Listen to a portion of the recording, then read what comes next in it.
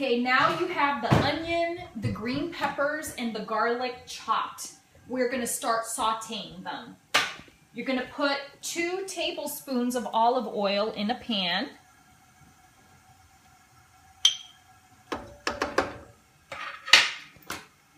And put the heat to medium. I did clean out the vegetable chopper ahead of time as it does get a little messy.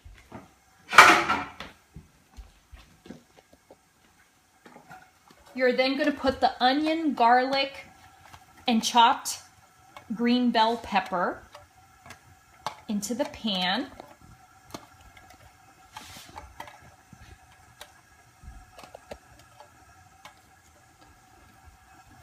And you're going to let it saute, I would say, for at least a couple of minutes. Or until it's translucent.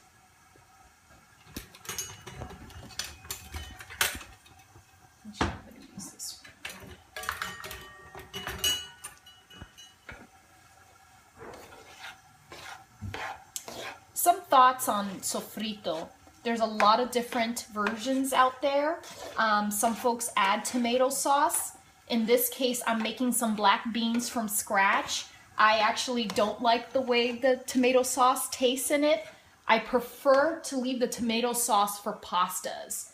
So to make a lasagna, for example, I would also add a small can of tomato sauce and a cup of spaghetti sauce of your choosing, and would replace the cilantro with oregano to give it more Italian feel, although the green peppers gives it a nice kick.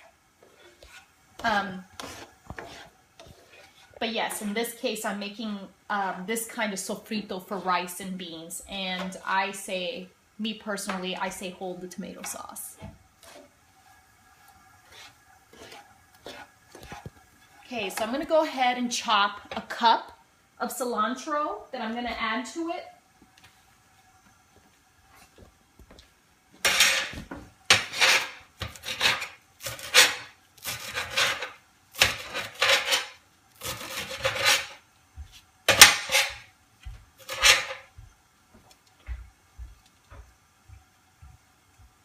I'm also going to add 1 teaspoon of ground cumin.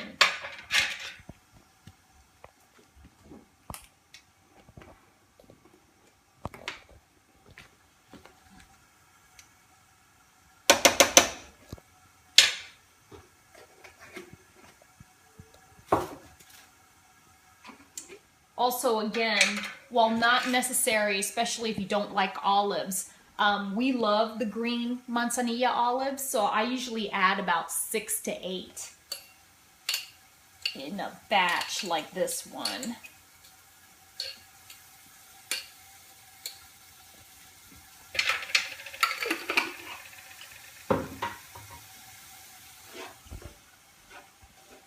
So keep mixing and sauteing.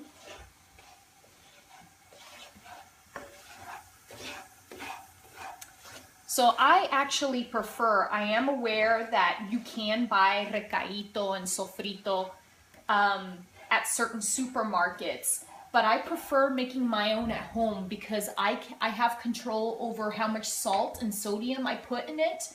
Usually the canned and jarred versions have a lot of sodium, so heads up on that. Let me add the cilantro.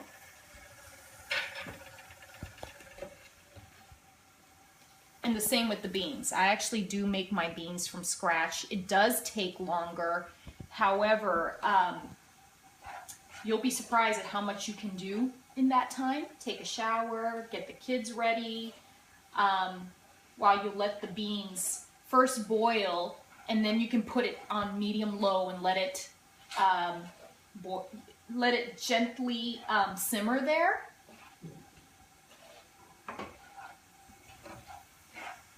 One heads up though is definitely keep your eye out on the beans so that they don't burn. If you see the water running low, just continue to add water. I have found that there's no magic number of cups of water to put in the beans, so I just I do other things and then am out on the lookout for them to see how they're doing and if they need more water.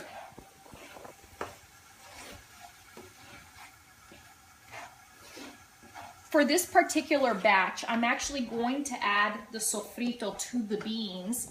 However, I want to show you something.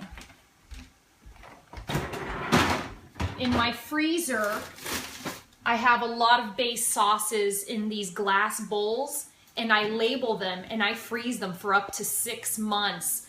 So in the future, if it's not prepared, I can just let it thaw for a while and maybe pull out a couple of tablespoons and put it in a meal.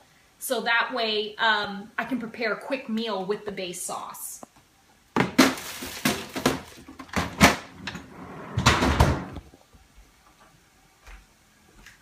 See, just checking on our sofrito.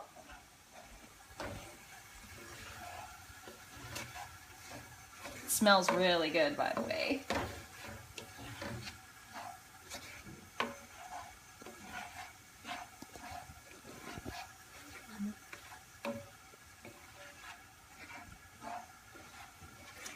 So once you feel that this is ready, you dump them in the beans or freeze them, depending on what version you have, the tomato sauce one for the pastas, or the one without for the meats, the tofu and the beans.